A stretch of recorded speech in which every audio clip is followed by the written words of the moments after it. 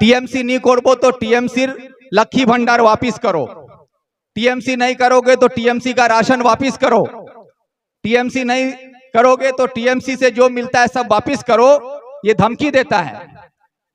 अगर सब कुछ वापिस करने पर सरकार उतर जाए ना, तो वाम फ्रंट के सरकार में जो तुमको लंगोट से पैंट पहनना सिखाया, तो पहले पैंट उतारना पड़ेगा तुमको, क्योंकि वाम फ्रंट के सरकार थे उससे पहले कांग्रेस के सरकार में कच्छा मार के घूमते थे, और आज पैंट पहनना सिखा दिया है तो अब बड़ा बड़ा बात करते हो। अगर पिछले सरकार का हमारी माँ बहन को लक्खी भंडार लौटाना पड़ेगा, और हमारी इस माँ बहन से अगर तुम इंदिरा आवास वापिस मांगोगे, राशन वापिस मांगते हो, तो मैं कहता हूं कि तुम पिछली सरकार में पाए हुए अपने तालीम जो मिला है, जिससे डिग्री हासिल करके नौकरी करते हो, वो डिग्री वापिस करो, वो डिग्री वापिस करो। रब्बानी अपना नौकरी को रिजाइन करो, कर सकते हो? नहीं, अपना सब कुछ ठीक रखना है, और हमारी माँ बहन का लक्खी भंडार का धमकी देगा कि लक्खी भंडार राशन सब रोक दिया जाएगा। तो ये जो है ना, ये आपको डराने की कोशिश की जाती है। क्यों डराया जा रहा है, इस बात को समझिएगा कि आपसे ये बात इसलिए कहा जाता है कि आज यहाँ पर आने के लिए आप लोग जो भी तैयार है, पूरे इलाके में लोगों को खबर है कि आज यहाँ पर मीटिंग है, लोग आने के लिए तैयार हैं, और उसमें भी लोगों को रोकने के लिए पूरी टीएमसी अपनी ताकत लगा के रखा है। जगह जगह पर अभी भोज खिलाया जा रहा है, अभी भोज चल रहा है। ममता बनर्जी का शादी करा रहा है लोग, ममता बनर्जी का ब्याह होते है और भोज खिला जाए पूरा ग्वाल पकड़ो। रब्बानी अभी ममता बनर्जी बाप है, बेटी बिलवा गया है।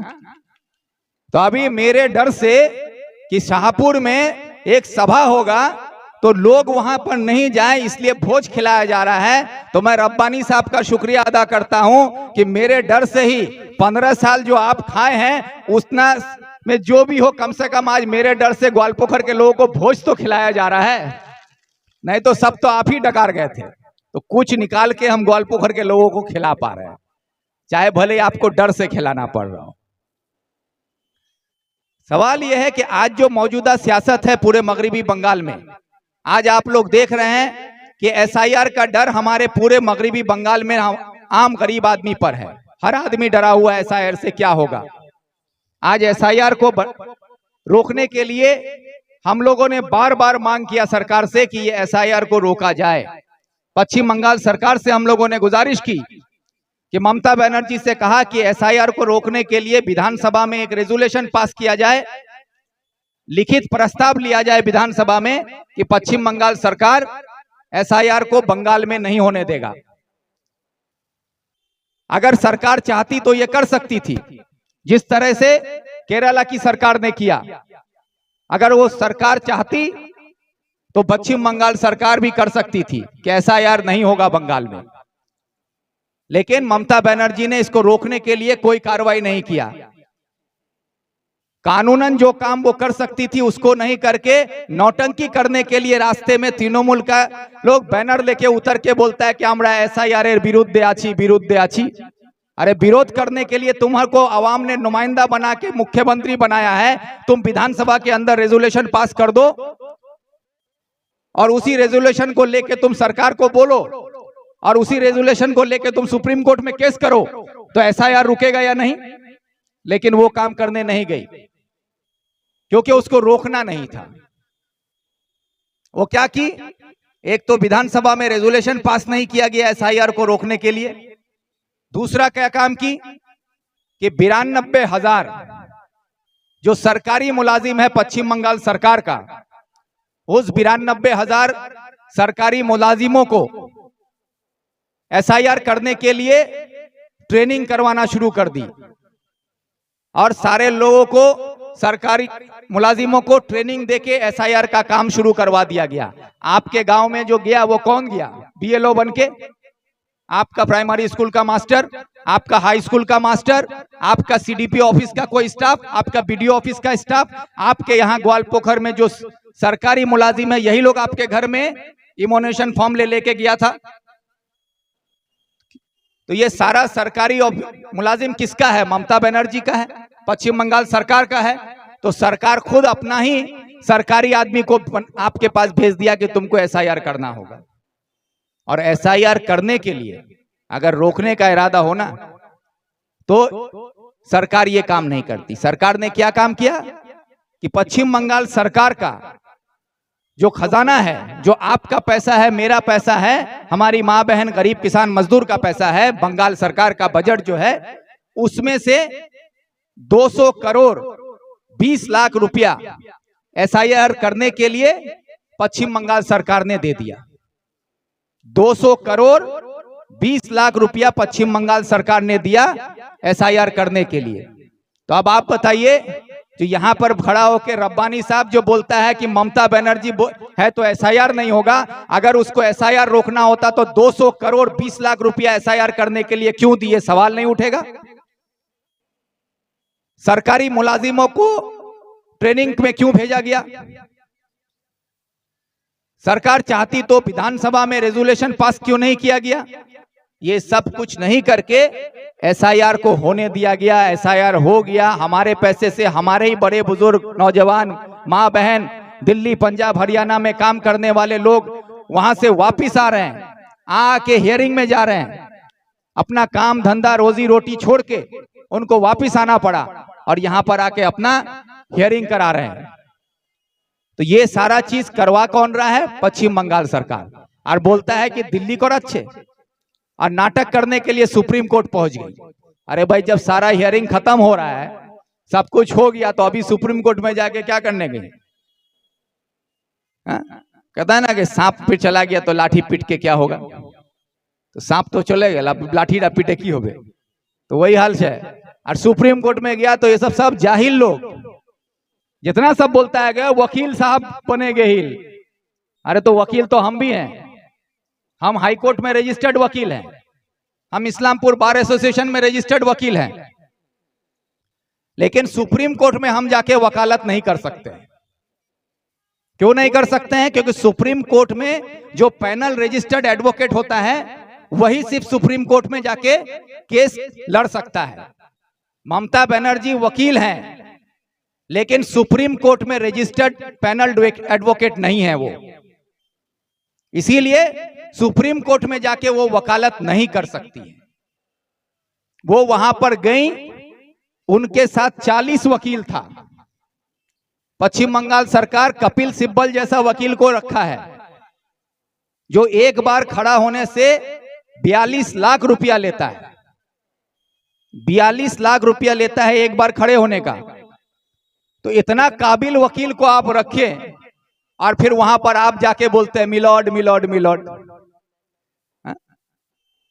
जो तृणमूल का नेता लोग बोलता है उनसे हम पूछते हैं, क्योंकि ये लोग पढ़ा लिखा होता तब, या तो पढ़ा लिखा भी है तो उसके बाद भी ममता का गुलामी का चश्मा इतना पहन लिया है और तलवा चाटने में इतना मशगूल है कि इन लोगों को कुछ दिखाई नहीं देता है। अगर ममता बनर्जी वकील के तौर पर वहां पर बयान दी हैं तो मैं मीडिया से कहता हूं, मेरी बात अगर गलत है तो उसको साबित करें कि ममता बनर्जी ने सुप्रीम कोर्ट में जो जाके वहां पर तस्वीर खिंचवाकर लोगों को दिखाया गया है, अगर ममता बनर्जी एज ए वकील वहां पर है तो वकीलों के पैनल में उनका नाम है, हमको दिखा दीजिए लाके। वकील का पैनल में उनका नाम कहीं नहीं है। दूसरी बात, ममता बनर्जी ने जो बात सुप्रीम कोर्ट के सामने कही, वकील अगर कोई भी बात कहता है तो वो कोर्ट के अंदर रिकॉर्ड किया जाता है, उसका रिकॉर्ड होता है। आप अगर वकील हैं, आप कोर्ट के अंदर जाके जो भी बोलिएगा उसको दस्तावेज में लिखा जाएगा। तो ममता बनर्जी वहां वकील बन के अगर बोली हैं तो उनका रिकॉर्ड होना चाहिए। उनका बयान कहीं पर भी सुप्रीम कोर्ट में रिकॉर्ड किया गया हो तो हमको दिखा दीजिए। सुप्रीम कोर्ट में उनका कोई बयान रिकॉर्ड नहीं किया गया है। दूसरी बात कि चीफ मिनिस्टर वहां पहुंच गई तो ऑनरेबल सुप्रीम कोर्ट के चीफ जस्टिस ने उनको इज्जत देते हुए इतना कहा कि मिस ममता बनर्जी, आपके पास काबिल वकील हैं जो बेहतर बोल सकते हैं, आप उनको बोलने दीजिए। और ये बात एक बार नहीं कहा, तीन बार कहा है चीफ जस्टिस। तो इसका मतलब क्या है कि चीफ मिनिस्टर हो इसीलिए नहीं बोला कि ती चुप मरे वोट, ये बात नहीं बोला। नहीं तो क्या बोलता, जा चुपचाप मारे वोट, वो नहीं बोला। नहीं तो बोलता कि आप चुप बैठो। उसको इज्जत दिया, इसीलिए बोला वकील को बोलने दो। लेकिन ये तो बेगैरत बेशरम औरत है, इसको ना बात समझ में आता है देर से, तो इसीलिए उसको कुछ समझ में नहीं आया कि जज जो बोल रहा है कि अच्छा वकील छे, बढ़िया बोलवा पारबे, वाहक बोलवा दे, तो वहां होच्छे कि वहां वाहक बोलছে মুখ কি কিছু বলছে, বোকা তোকে বলছিল, এটা কে বুঝাবে? হ্যাঁ, तो এটা बुझवाई नहीं पड़ी। तो यही बात है कि इसलिए जो आप लोगों को बेवकूफ बनाने का काम है, वही काम ममता बनर्जी करती है। आज वक्फ को लेकर जो आंदोलन करने का बात था, वक्फ अमेंडमेंट एक्ट को लेकर जब पूरे हिंदुस्तान में अफरा तफरी का माहौल था, हर जगह माहौल बना के इसके खिलाफ एहतजाज होगा, पूरा हिंदुस्तान एहतजाज कर रहा था, पूरे हिंदुस्तान में हमारे लोग रास्ते पे उतर रहे थे, उस वक्त ममता बनर्जी पश्चिम बंगाल में हम लोगों को आंदोलन करने से रोक दिया गया, हम लोगों को रास्ते पे उतरने से रोकवा दिया गया, पुलिस से धमकी दिलवाई गई। ये पहली बार ऐसा इत्तेफाक हुआ था, ये वक्फ अमेंडमेंट के वजह से, इस कानून के वजह से, कि हमारे चारों उलमा, चाहे वो अहले हदीस के हों, चाहे वो देवबंदी के हों, चाहे वो बरेली के हों, चाहे वो वहाबी के हों, चारों इमाम हमारे एक साथ खड़े होकर एक मुद्दे पर लब्बैक कहकर रास्ते पे उतरने के लिए तैयार थे। इतनी बड़ी इत्तिहाद पहली बार हुई थी, इससे पहले ये इत्तिहाद देखने को नहीं मिला कि चारों इमाम एक साथ होकर एक मुद्दे को सामने रखकर सड़क पर उतरकर एहतजाज करने के लिए तैयार हों। लेकिन इस बार इतने बड़े तौर पर इत्तिहाद पैदा हो रहा था, उस इत्तिहाद को तोड़ने के लिए ममता बनर्जी ने तमाम पुलिस वालों को लगा दिया गया, तीनों मुल्क के नेताओं को लगा दिया गया, हमारे उलमाओं को धमकी देने के लिए, उनको डराने के लिए कि कोई जुलूस नहीं निकालना होगा, जुलूस निकालोगे तो तुम्हारे खिलाफ केस होगा, तुम पर मुकदमा होगा, और ये कहकर डराकर उनका जुलूस को रोकवा दिया गया। क्या एक गुलाम रब्बानी साहेब से मैं पूछता हूं, क्या आप पैदा हुए हैं तो आपको भी मरना होगा, और इसी विपरीत के कब्रिस्तान में आपको दफन होना होगा, जहां आपके वालिद मरहूम इमाद साहब दफन हैं, अल्लाह उनको जन्नत अता करे, आमीन कहिए। तो जब उसी कब्रिस्तान में कल आपको भी दफन होना होगा, और ये वक्फ अमेंडमेंट एक्ट का जो कानून है, ये कानून हमसे हमारा कब्रिस्तान, हमारा मकतब, हमारा मदरसा, हमारा खानका हमसे छीनने की साजिश करता है। और इसको रोकने के लिए जब पूरे हिंदुस्तान में एहतजाज हो रहा था, तो आपने उस वक्त अपने कब्रिस्तान को बचाने के लिए, अपने मकतब को, अपने मदरसे को, अपने खानका को बचाने के लिए आपने क्या काम किया?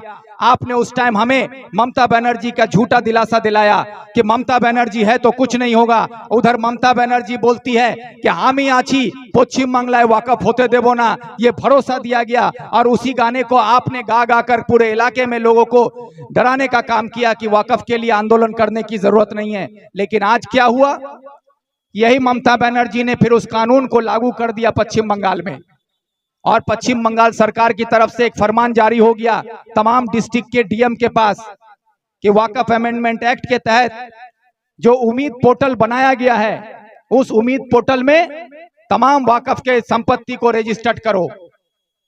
और इससे क्या हुआ कि तमाम जिले में, पूरे बंगाल में वक्फ के नाम पर उम्मीद पोर्टल में रजिस्टर्ड करना शुरू हो गया। तो आज आपसे मैं पूछता हूं कि ग्वालपोखर के लोगों से कि वक्फ के नाम पर आपके पास कितना कब्रिस्तान है, वक्फ के नाम पर आपके पास कितनी मस्जिदें हैं, वक्फ के नाम पर आपके पास कितना दरगाह है, वक्फ के नाम से आपने कितने खानका को बना रखा है? अगर आप देखेंगे तो आपके पास पूरे ग्वालपोखर में 5% भी वक्फ के नाम पर रजिस्टर्ड प्रॉपर्टी नहीं है।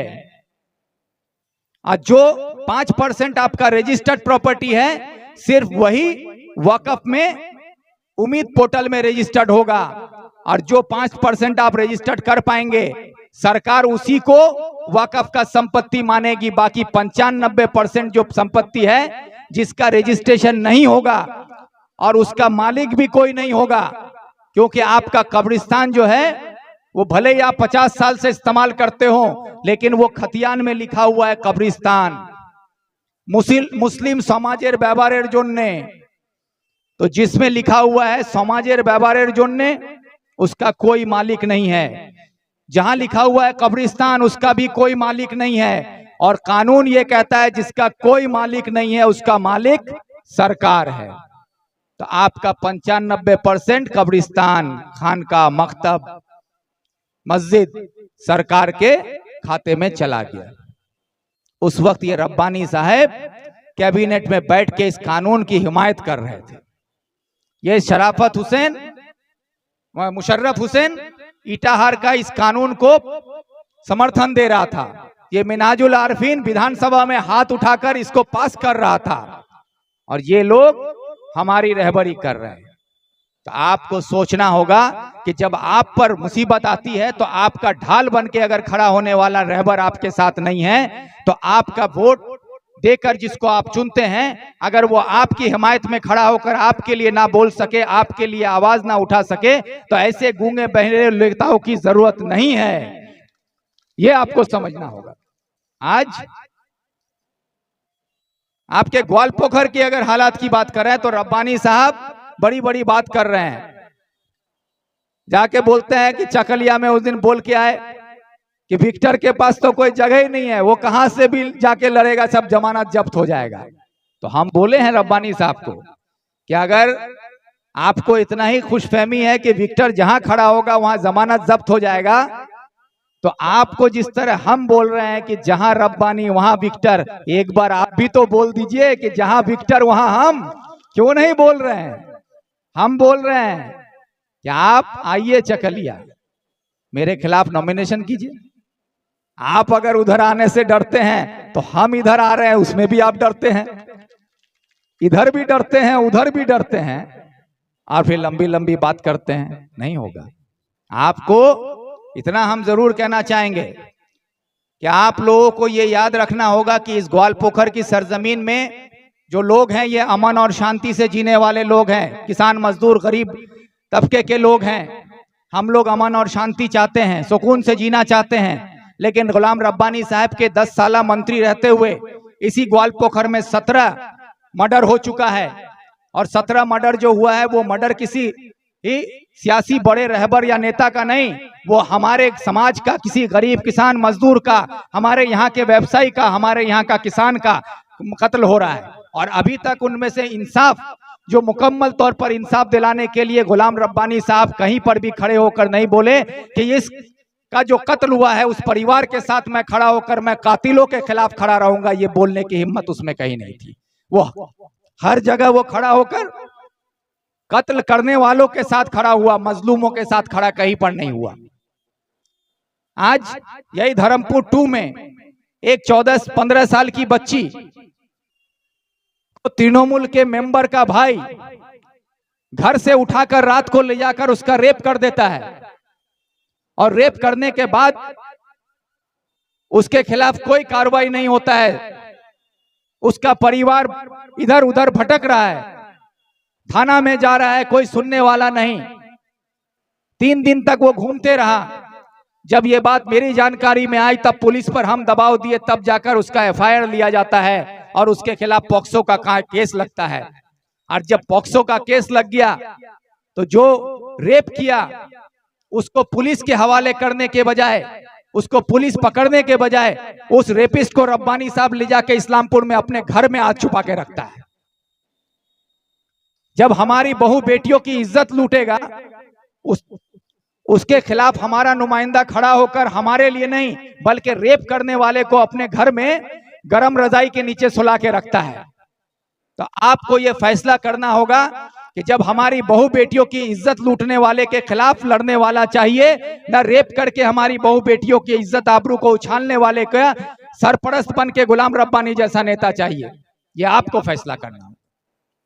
आज मैं आप लोगों के सामने ये कहना चाहता हूं कि यही गुलाम रब्बानी साहब हैं कि जब कांग्रेस से जीते थे और जीतकर 2016 में जब वो तृणमूल में शामिल हुए, तो पहली बार जब आप जीते तो आप कांग्रेस से जीते थे। कांग्रेस ने आपको MLA बनाकर पहचान दिलाई थी, और आज आप कहते हैं कांग्रेस कोई पार्टी है? कांग्रेस में क्या है? ये तुम्हारी नेत्री ममता बनर्जी भी आज मुख्यमंत्री बनने से पहले 2011 में कांग्रेस का पैर पकड़ के ममता बनर्जी मुख्यमंत्री बनी थी। और आज यकीन रखिएगा कि यही कांग्रेस ममता बनर्जी का पैर खींचकर उसको नीचे उतार के फेंकेगा। ये भी आपको हम बताएं। इसलिए आप लोग ज्यादा वक्त नहीं है और लंबी तकरीर भी हम नहीं करना चाह रहे हैं।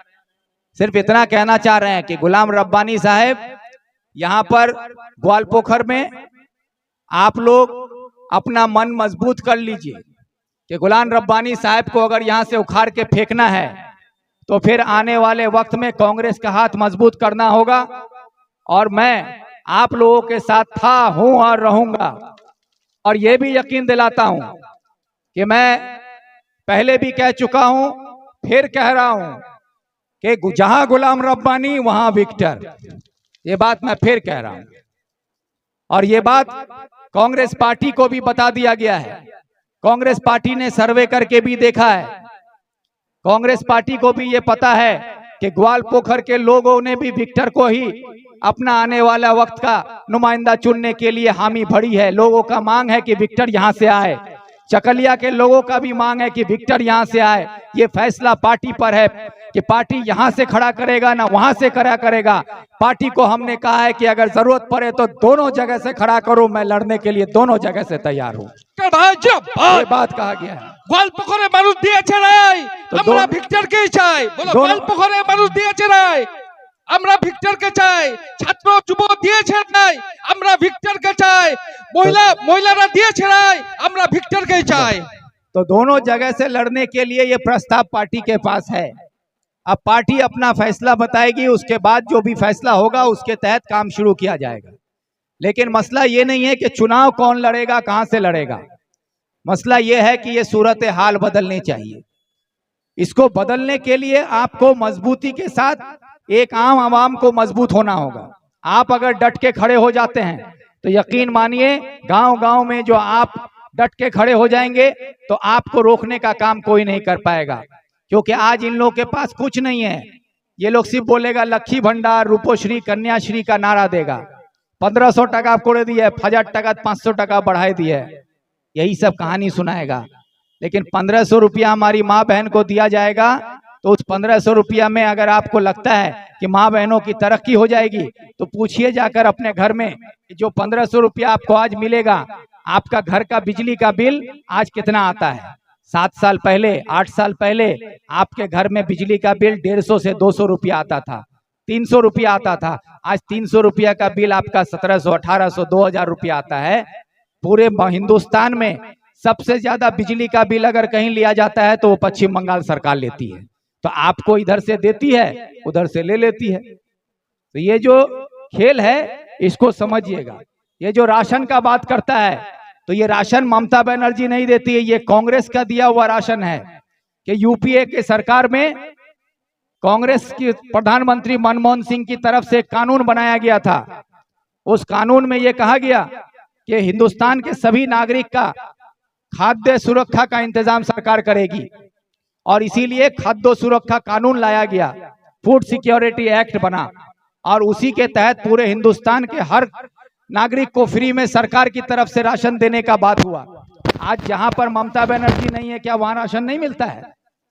हमारे यहीं का कितना नौजवान है जो दिल्ली, पंजाब, हरियाणा, केरल, कर्नाटक, गुजरात में जाके रहते हैं, तो आप लोगों को पता नहीं है कि गुजरात का सरकार राशन देता है?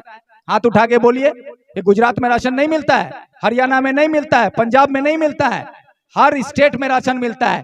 तो क्या पंजाब में ममता बनर्जी है? गुजरात में ममता है? आसाम में ममता है? उड़ीसा में ममता है?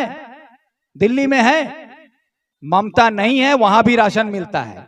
तो इसीलिए जो टीएमसी का नेता लोग बोलता है कि ममता राशन, तो ममता का राशन नहीं है। ममता अगर बंगाल में नहीं रहेगी तो भी राशन रहेगा।